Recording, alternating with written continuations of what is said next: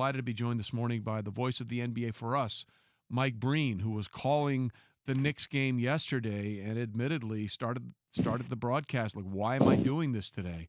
Mike, we appreciate you being with us this morning, and we really appreciate it. I did the raw emotion of, being honest, like, why am I calling this game today when something so tragic has happened? How do you make sense of it? How do you compartmentalize it? How do you deal with it going forward? Well, I mean, as you guys have, spoken about, you just don't make sense of it. It's, it's hard to process because of, as you just said, he was such a larger-than-life character. And, I said this on the air last night. We all deal with death to loved ones, family members, close friends. And these deaths are just as tragic. They're just as sad. But for basketball fans, and that's what I was in the midst of all yesterday, whether it was the fans, players, coaches, other broadcasters, he represented the sport that we love so much, like very few others have. And I think that's why it struck people so hard. That arena, I don't know if I've ever been in the arena with that feeling. I was in the arena the night that Magic announced that day that he had HIV, but this was different. And as you just said, Trey, it wasn't just Kobe. It was 8 other people, including these 2 young girls, and his daughter. I have a daughter, and we have a special bond over basketball. My daughter loves the NBA, and we've had great moments around NBA events, et cetera. So that's where my mind went a lot in the beginning, and it's just, I'm sure many others did as well. And as we've just found out, unfortunately, Mike, there were 3 young girls on that helicopter. So it's just, that part of it is just so devastating, I think, for people, young lives just taken from us that early. As far as the sport is concerned, you were there calling a game. At any point, did it feel like a basketball game? Mike, once they went up and down the court for, maybe the second half a little bit, but it didn't feel like a game that mattered. And I think if you even watched the players, and I give them credit because the majority of them were not interested in playing. It never felt like the game mattered.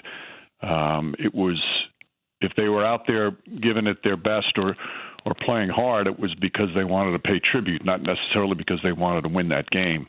And that's that's the first time I've ever felt that way at a basketball game.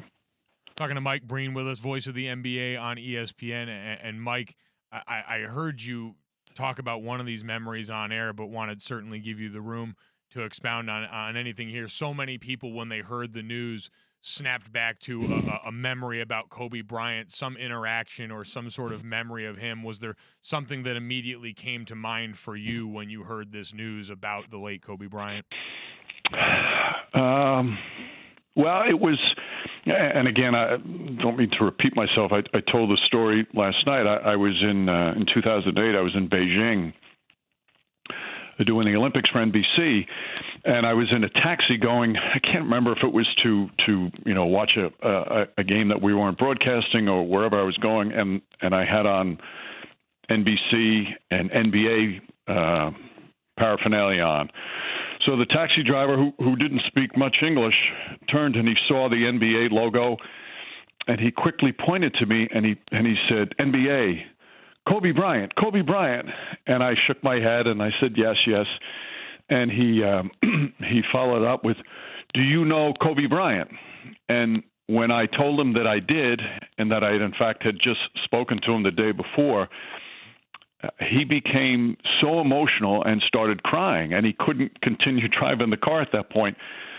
And this is it's not a kid. It's like a 35-year-old man. And, I'd always been aware of Kobe's impact and certainly the global reach, but for some reason that's just like, wow, that just hit home. This man was crying and emotional because he met somebody who knew Kobe Bryant. He didn't meet Kobe Bryant. He met somebody who knew him.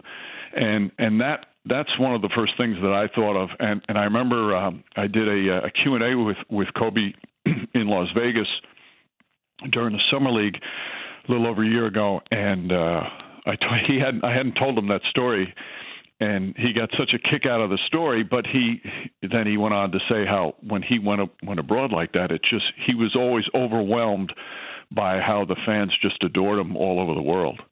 Well, that's the thing. As Mike Breen is with us here, there are very few athletes who can take their popularity or their excellence in one sport in say this country and have it transcend to almost every other sport in every country because they recognize the singular greatness of what you're witnessing.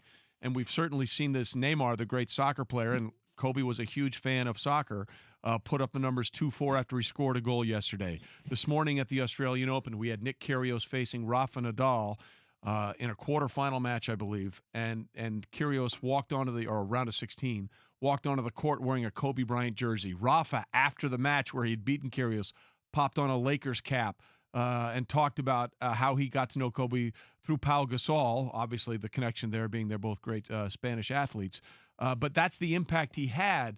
And so now we're trying to figure out what happens next with the way the NBA should honor Kobe. Mark Cuban has already gone out there, Mike, and said no Dallas Maverick will ever again wear the number 24. What do you think about the idea that maybe the NBA should adopt that as its policy?